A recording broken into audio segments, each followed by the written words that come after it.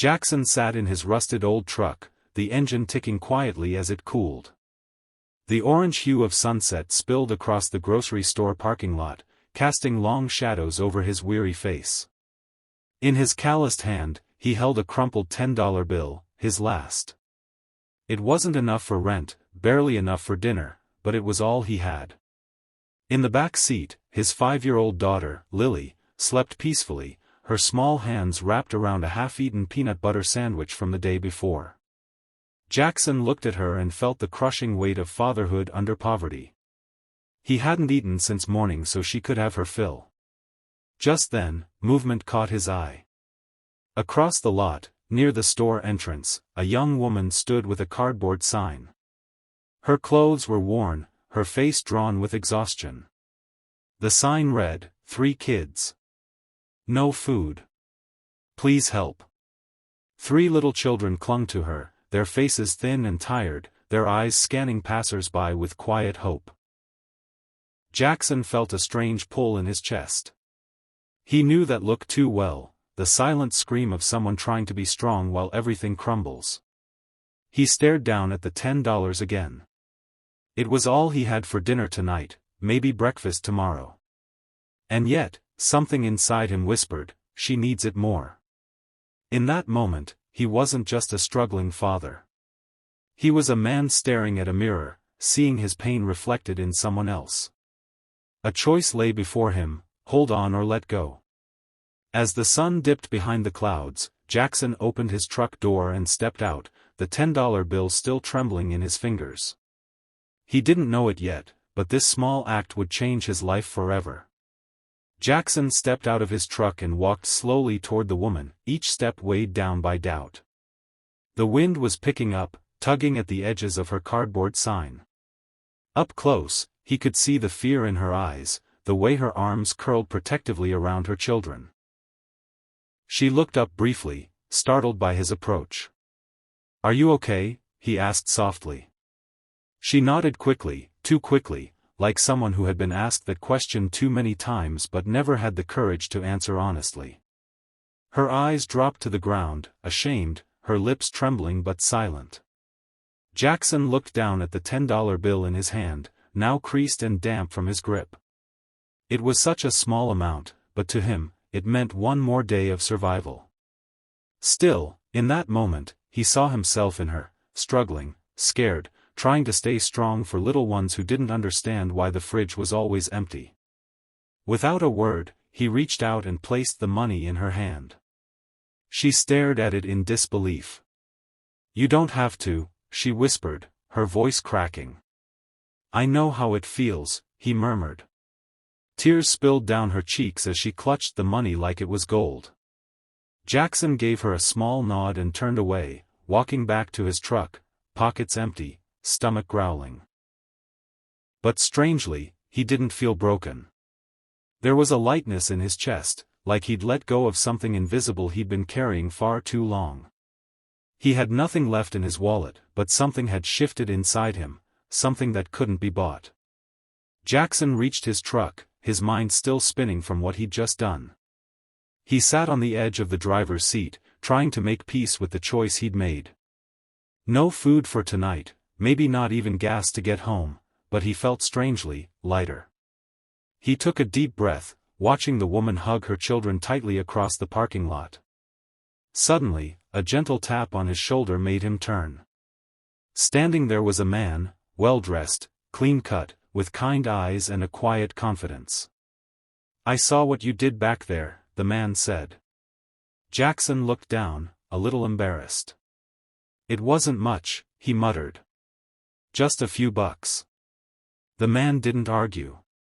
He simply reached into his coat and handed Jackson a small folded card. "Come by tomorrow morning," he said, his voice low but sincere. "I think we could use someone like you." Before Jackson could ask a question, the man gave him a nod and walked away. Jackson unfolded the card slowly.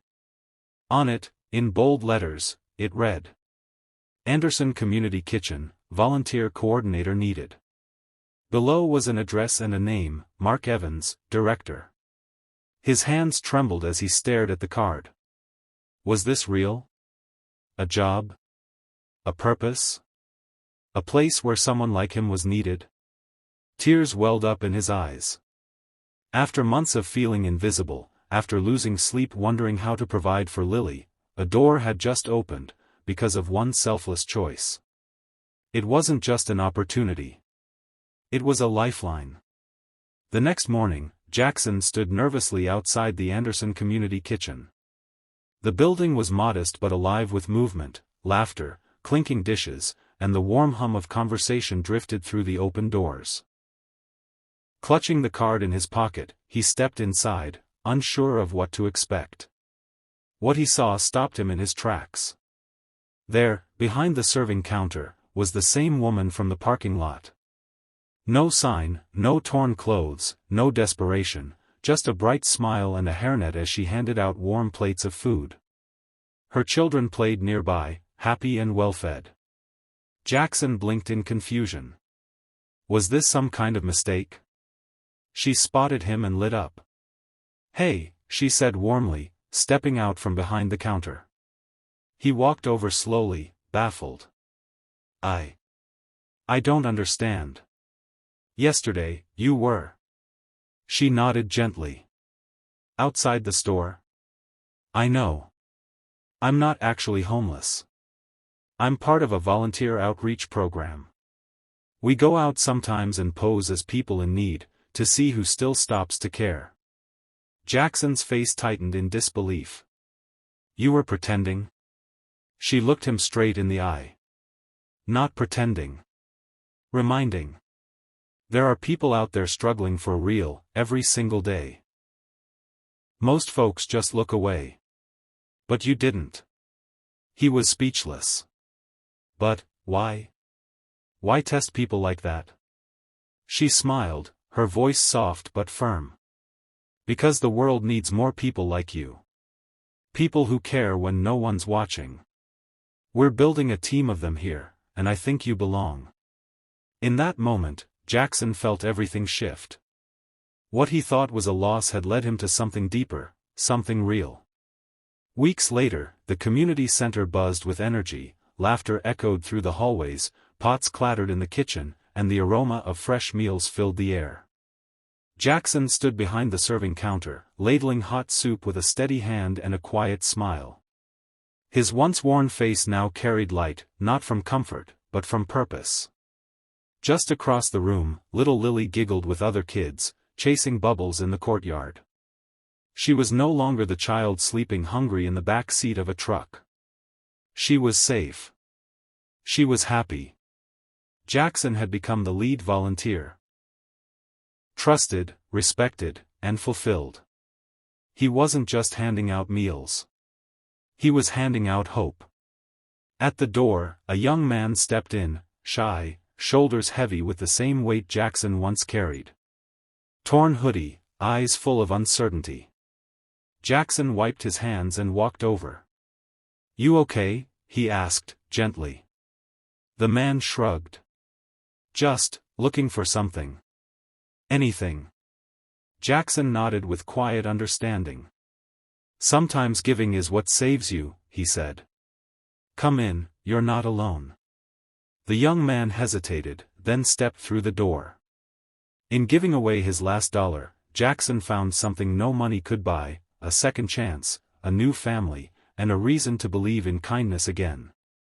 And in that kitchen, surrounded by strangers who became family, Jackson's story came full circle, not with riches, but with something far more powerful: hope that multiplies when shared. Jackson's journey began with empty pockets and a heavy heart, but it led him to something far greater than money. Human connection, compassion, and purpose. In a world where most turn away, he chose to give, even when he had almost nothing left. That single act of kindness not only changed the lives of others, it transformed his own. Through unexpected encounters and quiet miracles, Jackson discovered that sometimes, the smallest gesture can open the biggest door. From a struggling single dad to a beacon of hope for others, his story is a reminder that empathy still matters, and that giving doesn't always cost, it often heals. Because when we choose kindness, we don't just lift someone else, we rise with them.